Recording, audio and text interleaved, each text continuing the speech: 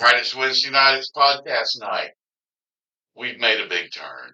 We've coming off of Yacht Rock, and the only way to do that is by getting our friend Lukas Brown on here and doing a podcast about Guns N' Roses. Lucas, welcome. It's your first time. We've been talking about this for a little bit at the bar. Well, yeah. Lucas, this you listen. You've been in the music world somewhat, yeah. Somewhat for a bit, and we're glad to have you. Well, I'm glad to be here. Yeah, so we're going to do Guns N' Roses, and this is one that I think has been uh, anticipated, if you will. We've always known we were going to do them. It was just a matter of time when, and what a better way to do it with you and coming to you. With Yacht Rock was a lot of fun. I'm still listening to it, but let's change the channel a little bit tonight and let's get into some Guns N' Roses. Y'all ready? All right. Before we get started, let's thank sponsors: Busted Oak Bourbon Society, which is where we became good friends with Lucas. You come see us on Saturdays. Yes, yep. And anyway, it's a great time. Percy will be there Saturday. I'm actually going to be in New Orleans over the weekend. Were you going to be in New Orleans or Nolens? Nolens. Amanda's got another convention. I'm like the convention mom. She gets to go on these great conventions, and I get to go just hang out and experience whatever the city holds. And of course, I've been to New Orleans a whole bunch, so I know where I'm going. I know what I'm eating. It's going to be fun. Also, want to thank Brenly's Family Pharmacy. Local pharmacies, man, that's where to go. If you're using Walgreens or CVS or Walmart, God help you. Um, Go and get taken care of by somebody that actually gives a shit for you. And last but not least, Spices Smokehouse Crackers. Luke, before you go, we got some goodies for you. If you see them in the store, get them. You won't regret it. They are fantastic. All right. With that being said, and we're getting real close to announcing a new sponsor, and he's doing something really, really cool for us. And we're going to drop a few.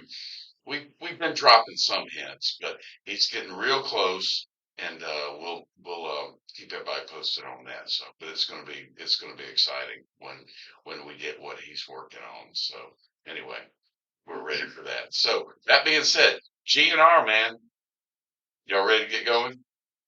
All right. Yes, sir. Percy, what's your honorable mentions? My first honorable mention is a song that Axel or was inspired about a dust up he had with Vince Neil. And that went all over MTV. And it's called Shotgun Blues. That's a good one. And it's yeah, golf clap. It's probably Vince Neil sucker punched Izzy backstage and was kind of the start of all this. Well, Vince Neil, I love Motley Crue, love their music. I think Vince Neil was a brick, and he challenged Axl to a fight on MTV. I don't know if you remember that. I saw Vince Neil with Motley Crue, and Alice Cooper opened up for them, blew him off the stage. I'm sure he did. And Vince Neil was just a little whiny bitch for 45 minutes about they get the sound about the sound, and I'm like, this is your sound crew. Yeah. I don't want to hear you bitch for 45 minutes. Yeah. I wonder who would have won in the fight, Vince or Axl. I don't know. I think Axl would have gone completely psycho on him. Axl would have killed him. He would have absolutely gone psycho on his ass. We can dabble into that later. Yeah, we can. Or if we need. What else you got? Well, my next one is one of the covers they did, and it's the Fine Wing song, and it's Live and Let Die. That's great. I mean, they just kind of made that their own. They really did. It's hard to cover Paul McCartney and Wings, or just Paul McCartney, and outdo it. I give Guns N' Roses the nod on Live and Let Die. And first time I saw him perform it, he had the kilt on and the boots, and he crushed it, man. All right, good choice. And my last honorable mention is, well, I'm not sure Axl knows the true meaning of this, but it's Civil War. Yeah, good choice. I know that was kind of their protest song, and let's face it, when you put Strother Martin at close of a song, what we have here is a failure to communicate. Attention to that. But at the end of that, when Axel is whistling when Johnny comes marching home, That's right. Yeah. I never paid no attention to that. Well, that's a good choice. And I'm sure it might be mentioned again. All right, Lucas, what are your honorable mentions? All right, my three honorable mentions. My number three is a cover. Oddly enough, it's "Symphony for the Devil." Oh man, that's It's a good one. It's a Guns N' Roses or Rolling Stone. Rolling Stone cover, and it was originally done for Interview with the Vampire, the soundtrack. That's right. In 1994. If you go back, watch the movie, or if you remember watching the movie, the end credits, the song during the end credits. Yeah, that was it. Oh, What's Tom Cruise? Val Kilmer? it was Tom Cruise. It was Christian Slater That's and right. Brad Pitt. Kristen Dunst was a 17-year-old girl. It was very wild movie, very good movie. Yeah. In my mind. Man, it was re-released in 2004 on the Greatest Hits record that GNR put out, and I'm just gonna put this on the line. When Guns N' Roses was inducted into the Rock and Roll Hall of Fame, Billy Joe Armstrong, the vocalist from Green Day, stated Axl's vocal range goes from a quiet whisper to a powerhouse until he screams bloody murder. That's a great way to describe his voice. And in my opinion, this is one of the best representations of that. On the same note, Slash states in his book and told Rolling Stone in an interview that this version of the song, was the sound of a band breaking up. Wow. And they did break up after that. Yeah. Slash actually was angry over the fact that Axl put overdubs on his solo. And I had the guy's name at some point in time in my head that did the overdub guitar. It wasn't a member of the band.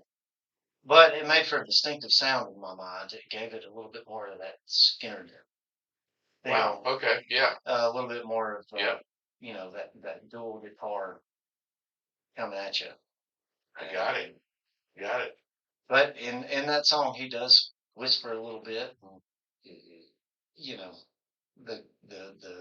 that song originally was basically kind of like Satan introducing himself to you. And right. In my mind, Axl, that voice is. He fit the role. It fit perfect. Yeah. It fit the role. Yeah. Good choice. Scary and sexy at the same time. Yeah. So. Number two is a single that was released in 2021. It's called Hard School. I'm not familiar with that. It was written by Axl / Duff McKagan and Robin Fink, who was originally in Nine Inch Nails, and Josh Freed played drums on the original recording. And, right. He's now currently the drummer for the Foo Fighters. Okay. It was originally recorded, oddly enough, in 2008 for Chinese Democracy, but was not used. And I imagine the reason why Slash and Duff got writing credit is they reworked it and then re-released it in 21, and it's one of the better singles they've put out since they've come to terms and gotten back together. Yeah. Have you seen them? Yes. I got to see them 3 times. 3 times. Pleasure of seeing them live. Yes. I'd love to see them again. Finally, back then. When Appetite for Destruction came out, I was in college, as we were talking in the lounge, and they just took the world by storm. It's like, man, Led Zeppelin's back. You know what I mean? Oh yeah. I mean, it was that kind of hard rock because we were coming through, this MTV music all through the 80s, and a lot of terrible pop music, terrible pop music, and I think Guns N' Roses comes and literally saves the day for a while anyway. Oh yeah, for a while. It went back to. They're the most dangerous band in the world. Absolutely, they were. Many times I couldn't understand Ozzy Osbourne, but he said in an interview that he thought they were the next Rolling Stones. Yeah, they were that big. And if Axl had to have been a dick, they probably could have been. I think that's probably correct. Yeah. I mean, say what you will about him. He could write, he could sing, and then the band was just the players were all badass. They were all badass, every one of them. And even when Adler went down, they replaced him with what's his name? Matt Sorum. Yeah, he came over from the Cult. The Colts. Yeah, so I mean, he fit right in. I mean, going from the Cult to GNR, what a good transition that was. Yeah, so they kept clicking along. All right, what else you got? All right, my number one in honorable mentions is another cover, oddly enough, off of the Spaghetti Incident, Oh, which is the worst selling Guns N' Roses record. It's only Already, sold 1 million copies. and worldwide. yeah, And it's, some of the 1 million. yeah, oh man. I mean, I think they put out back then. I was gonna buy it, and it wouldn't even listen, except Chinese democracy. But I that got the word on that shit. that record or that particular song was written by Glenn Danzig, Mmm, and mother. it was originally done by the Misfits. It was the Misfits singing, Wow. and the 3 times I've been fortunate to see them, Duff McKagan does the vocal on it, and it gives Axl a break from singing, but it seems to be a fan favorite, and it goes Okay. over well, and it's a good, pretty punk rock song.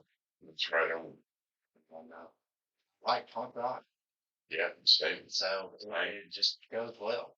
same. And that segues into something here. Sorry to it. We've had Mitchell Bruce on I the know. show to do Pump, and we had a good time with Mitchell. And last night, his dad, the legend, who we've had on here for 2 hours, Mike Bruce, passed away. I want everybody to look and get so a picture of this. was gonna wait to the end, but that was a good segue. This is the You said picture that's behind me. Love Punk, yeah. That's Bubba Bruce right there. So anyway, God love him. He's a legend. He'll always be remembered. Chances are Bubba listened to Guns N' Roses too, because he was a great music lover of everything. Oh, I know. So he just listened to everything. So anyway, God love you. We'll miss you. My honorable mentions. I'm going to sort of rattle these out. My list is a little bit different, but my first one's 14 years. I love the Use Your Illusion CD. There's not, I don't think there's a bad song on that thing. But I liked it. I thought that was actual crafted some great lyrics for that. And so I'm going with 14 years. And to follow up on that, it's right off the same one, Yesterday's. Just, man, it's almost if Guns N' Roses had a sing along, it to me it'd be Yesterday's. I just really appreciated the music in that one. My last one resonates with me from previous relationships. Um, it's Used to Love Her, saw the GNR Lives. But then I had to kill her, and I had every opportunity, and I didn't, and it still cost me money every month. That's a damn anthem right there, Jack. I used to love her, but then I had to kill her. So not you, honey. Not you. Not you. Love you. No, this is the woman that I was offered $40,000 to marry.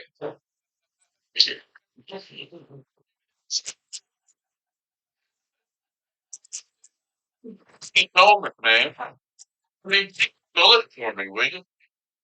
And another prenup for him. Bring up with this bitch. I'm sorry. Okay.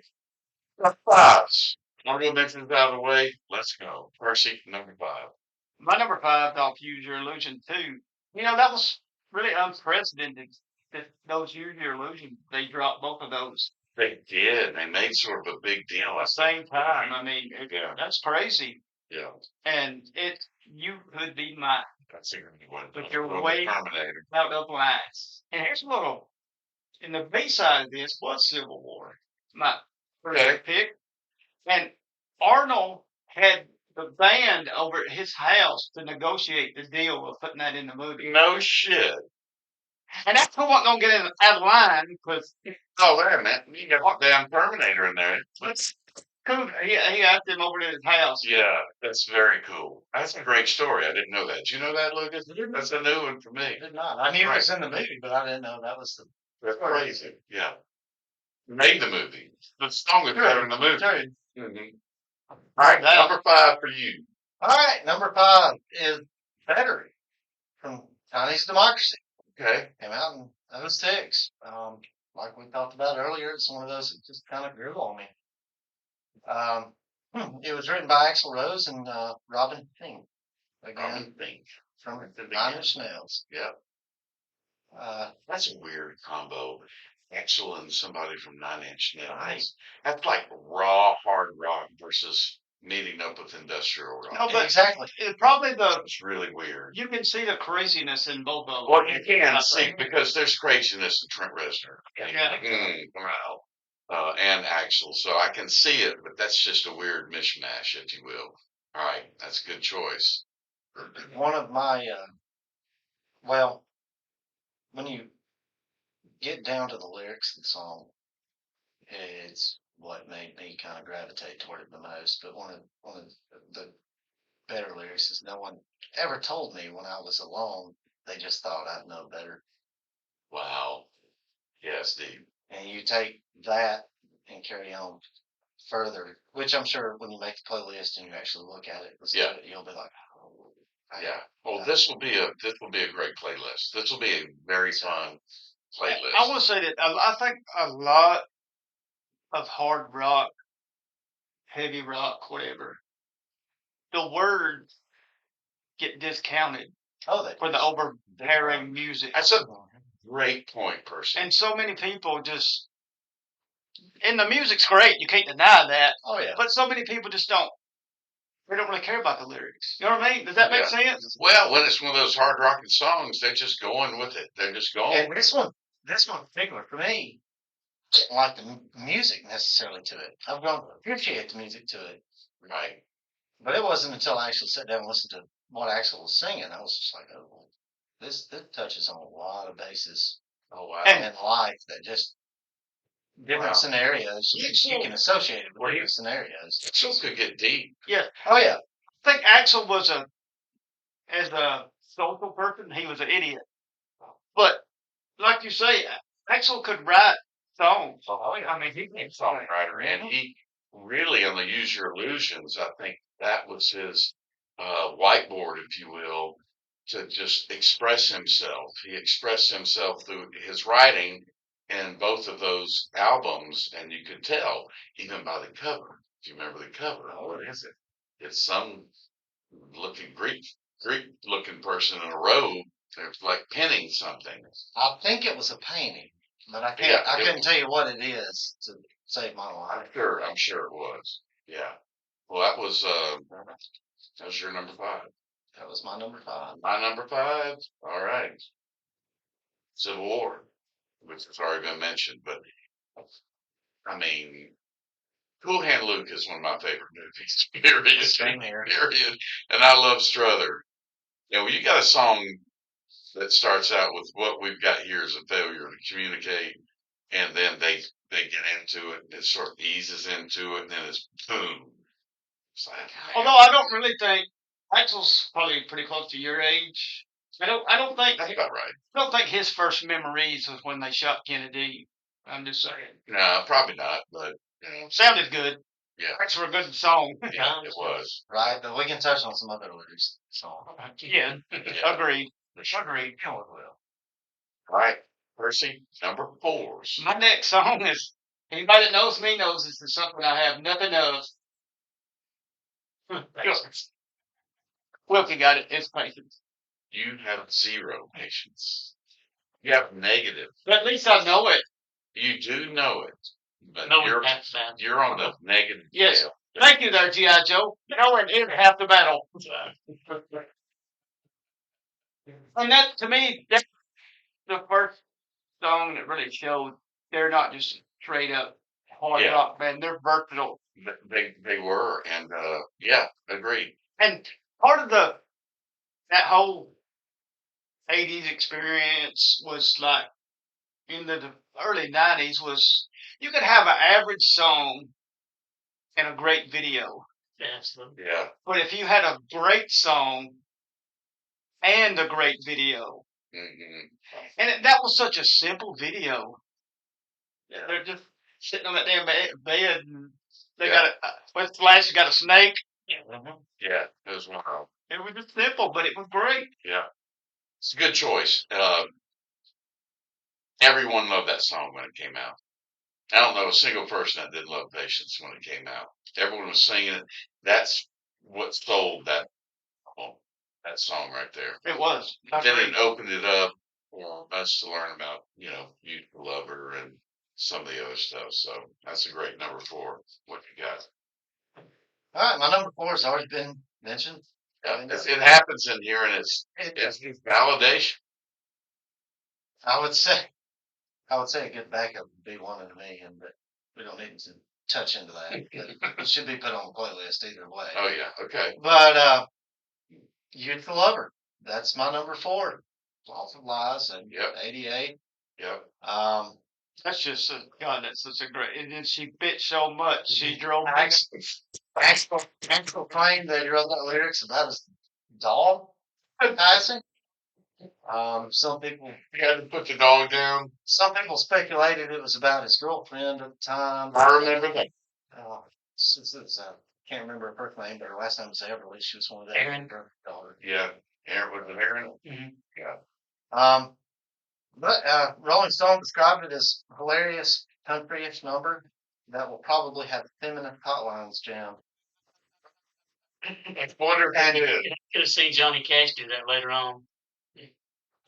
Absolutely. And I get out country into Yeah.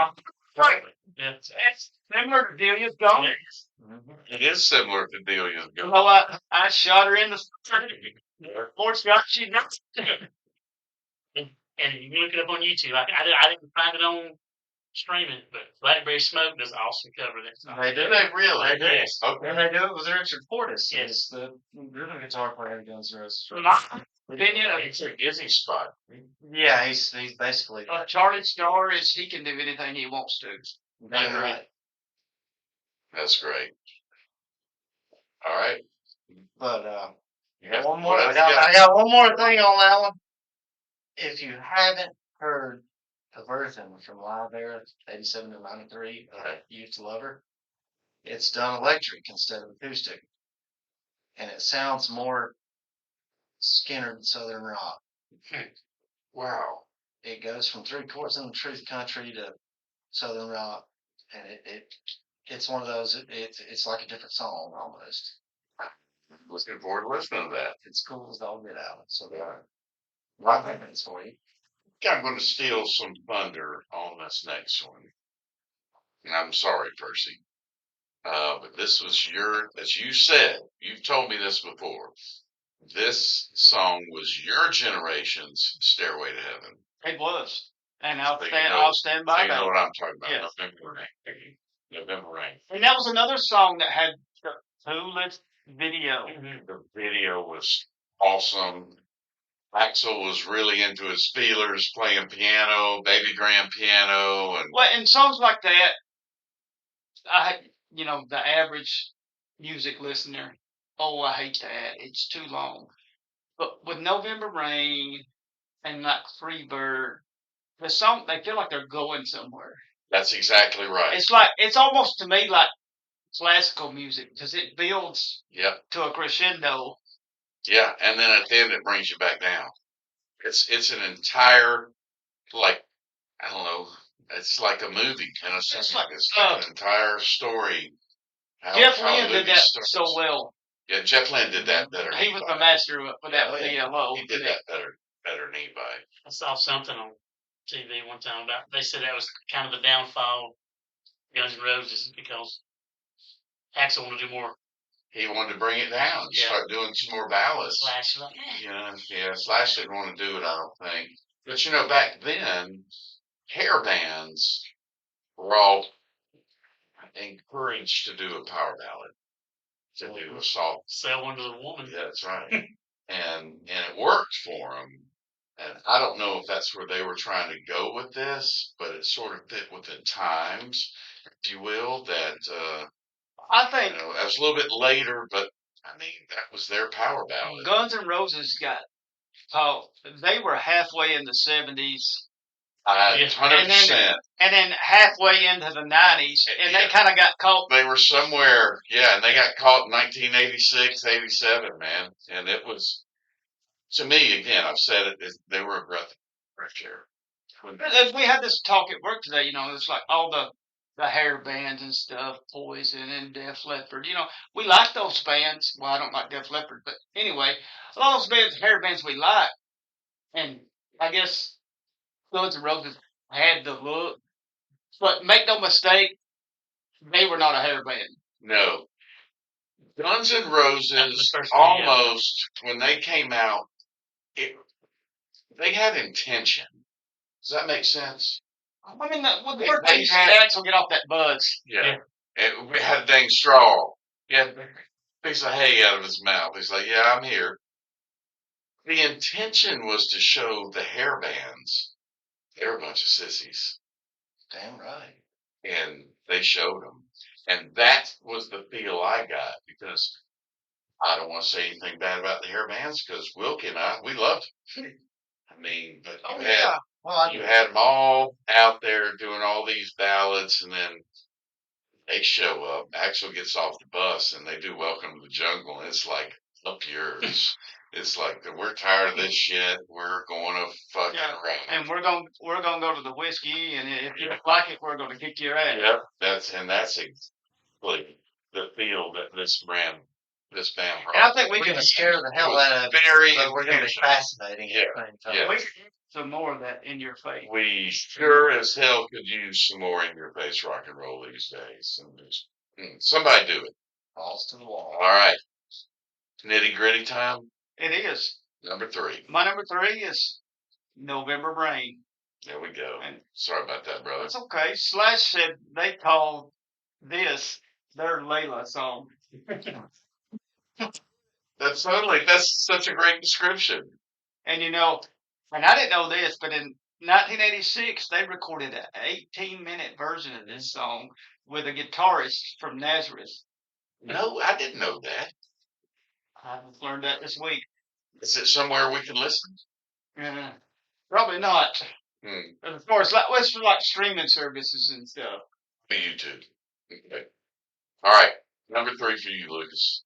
All right, number 3, again, it's already been mentioned. Civil War.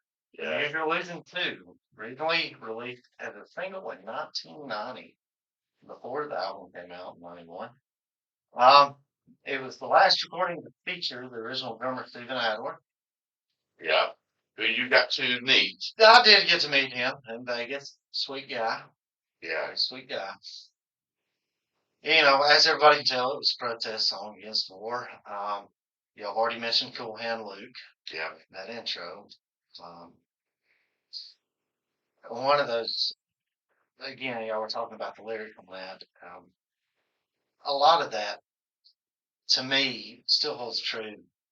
It's a song that's going to hold true still For a long time. forever. I mean, there's lines in that song like, "Did you wear the black armband when you shot the man who said peace could last forever?" Which was a reference for Martin Luther King Jr. Absolutely. But it still resonates, and we have a wall of defeat to remind us all. Yeah. As a kid, I went to DC. I looked at the Vietnam Same. Memorial. I'm sure everybody else did. I'm sure some people have as growing up. And then, you can't trust freedom when it's not in your hand. Man, that's deep. That's a. People don't give him enough credit for writing some deep stuff. But it's one of those. It's just a catchy as hell open track for Use Your Illusion 2, and great. That's my great commentary on that too. All right, my number 3. We're still in that Use Your Illusion. I'm going on the train. Love it. Love the video. That's a good one. The video was great. It's one of their longer songs. Mm-hmm. And it takes a little bit to warm up with it. It, that could be a song that if you did, some people, and Percy and I have talked about this all the time. And I'm very guilty of this because I usually can tell if I'm going to like a song in the first few notes. I mean, maybe 10 seconds, not first few notes. Pretty quick. I've gotten good And- in the past few years about not giving I, up. and I have, and I did that with this song a long time ago because it was one of those that had the album and just play the whole damn thing, right? And nowadays with streaming and how people listen to music, if it didn't catch you, you just hit forward and go to the whatever next is playing. But I would tell people don't hit forward on this one. Listen to it all the way through because it's a treat. It's a treat, and the video was fantastic too. So I'm glad that's made it on here. So Hell, I wish they'd pay me just that much money to see it. yeah, no kidding. What they spent on that video. That was millions.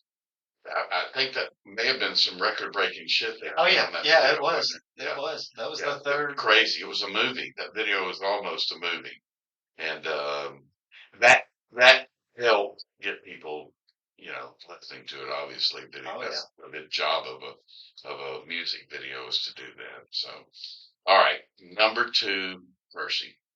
My number 2 has already been mentioned, and from the first time I heard this song, and it's "I Used to Love Her."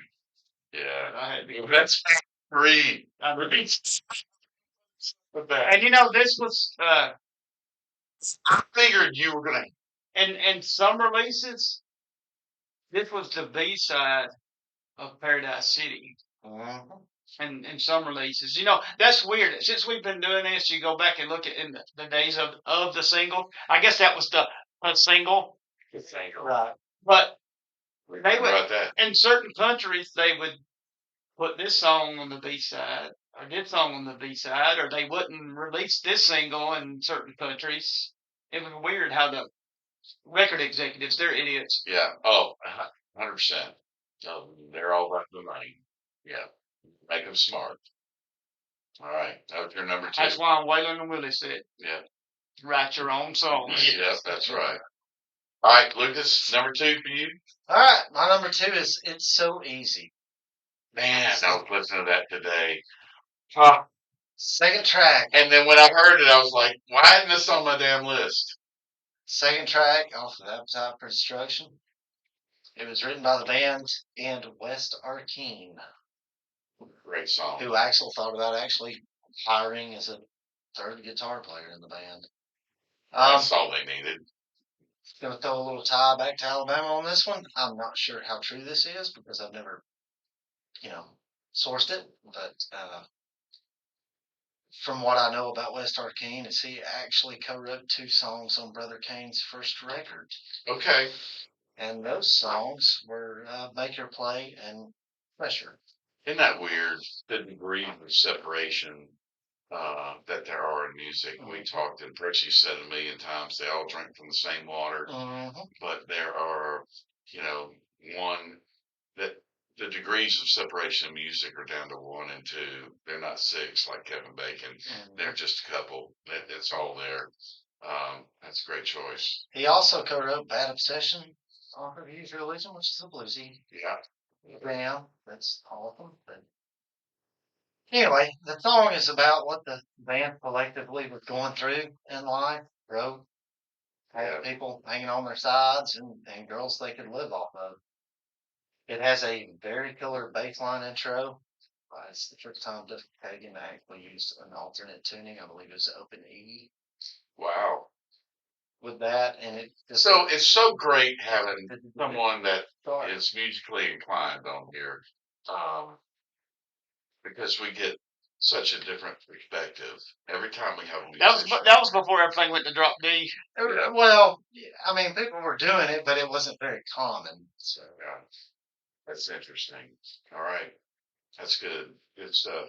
My number 2. I know Percy doesn't like this song, but I do because I just think it's badass as hell, and it's My Michelle. I mean, it just cranks it from the get-go, man. So I don't know, Percy. That's 2 for me. My What's- number one song is the B side of It's So Easy. And all I gotta say is Yowza. Because everybody knows that old man's a real motherfucker. He'll Take him on down the line. We've been dancing with Mr. Brownstone. Maybe their best song ever. That's their rocker. It's definitely one of my favorites. Yeah. I mean, when you're driving in a car and you're a teenager and that song I listen to it today. I'm not a teenager. I'm ready to damn punch somebody. mentally you are, but We got 13 mentally. and you hear that he's a real motherfucker, you're gonna kick him on down the side. That's You're it. like, wow. Yep. It's awesome. Darn, that song is doing it by itself. Yeah. Yeah. It's a great number one. You're going to hear it again. What's your number one? All right. My number one is something that's already been mentioned. I was thinking I was going to be different. It's November Rain. And the reason why it's my number one, it will always be my number one, is it was the first experience I had as a child with Guns N' Roses. It was their third longest song behind Estranged and Coma. Coma. Yeah. Yeah. And Axl Rose is credited for writing the song. It's about unrequited love. That song and video, when I first saw it as a child, it was the first anything outside of, country and Elvis or the Doors or the Mamas and Papas that I'd ever seen. And gave me chill bumps. Yeah. I was like, what is this? Visually and the sounds. It hit me. I was like, these guys are wearing cowboy boots and they have long hair and And now look at you. they ain't wearing rain. So long hair. These guys are different. They don't give a shit. No. And you don't. You're not going to shit. They got me. I was there from there on. Yeah, good choice. All right. My number one, I concur with Percy, Mr. Brownstone. I mean, I'm all about kicking that motherfucker down the line. That song gets me charged up, dude. I mean, I was banging my damn fists on the steering wheel this afternoon just listening to it. Been in a bad mood lately. Rightfully so. So, anyway, it's a great song. Wilkie, what did we leave out? Tell us the obvious. We know the obvious. Well, obviously, was Sweet Child of Mine, Paradise City. And Welcome to the Jungle. Welcome Jungle wouldn't have been on my list, but I think it's just because I've heard it so much Yeah. over my life. Same here. Yeah. What But else I you will got? tell you. And I love their cover of Knocking on Heaven's Door. Okay. Yeah. Another good song nobody mentioned Don't Tell Me. Oh, boom. Damn. You got a golf clap from Lucas. That's You're right. going to say something. What? Well, I was going to mention on the Welcome to the Jungle, it wouldn't surprise me if they play that at tennis matches. I mean, nowadays, so you hear Right. Food Land. You know. Right. But once a kid, and I seen that, I'm like, dude, this is Yeah, I mean, that was the one that grabbed the world by the ball. It was. And, that's 15-year-old when I come in. I'm like, yeah, that's it. speaking of the visual aspect in the music video for that song, Axl, he's, like y'all were talking about earlier, stepped off the bus, had a piece of hay, or, Chewing on it. weed Hat behind, flannel backwards shirt, hat hat on on. backwards. And then all of a sudden you see him prancing on stage in black leather pants, cowboy No boots, shirt, sleeveless white shirt, bandana on hair it. teased, mascara and eyeliner. And for me, it scared the shit out of me, but it also fascinated me. That's man. And Ron, with a microphone stand, could kill a player. Side of the floor, like, Jesus. Absolutely take on the They're the only band that could they could frizz their hair up, put on some makeup, and still play the masculinity card. Not They- Rick they- Purdy. Yeah. Not Rick Purdy. Yeah. Yeah. Video of, Well, but he had played the not look pretty card pretty well. Yeah, they did. seen a video of Axl falling, into the mosh pit and just taking no fucking prisoners. No. He just took no prisoners, no matter. what he did. All right, Wilkie, what else did we leave out? Yeah, everything's covered. I think pretty good. You think pretty good? Yeah, because you All love right, I know Percy will do a good job making sure all the badass stuff that should be on there will be on there. Sweet Child of Mine, Paradise City, Welcome to the Jungle. Those are the three. I'm sure everybody was thinking, nah, they just want to talk about those. But man, we had different motives because we're Guns N' Roses fans, and once you get past the initial and dig into more of their stuff. And I appreciate you, Lucas, because you dug really deep and got some Chinese democracy stuff out there that it'll be on the playlist. It'll turn us on to that as well.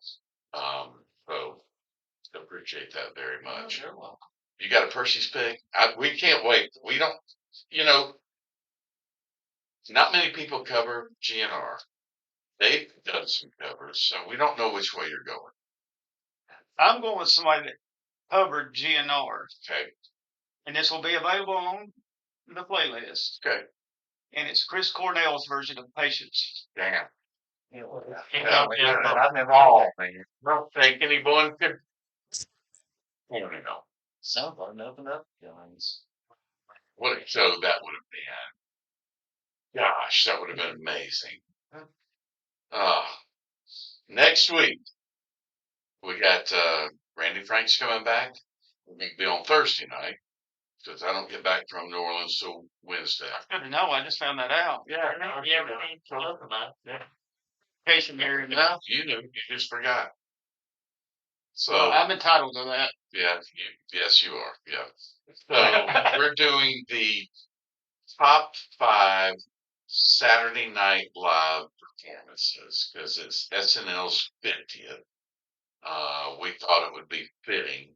Of course, SNL, they had their 50th anniversary show with a lot of music, and there were just a ton of great performances. More cowbell. More cowbell. But we're talking about the actual. Yeah. Well, see, they actually had Sunday night was when they did the anniversary, but the night before, and I didn't even know it, they did the concert. Yeah. Good. It's pretty badass. Yeah. So that'll be a good one. We're looking forward to that. And I want to mention the Ringo concert that we got to watch Monday night. Yeah, so it was on Monday night, and that was the concert that we went to, and we didn't know how good we had it until we got there.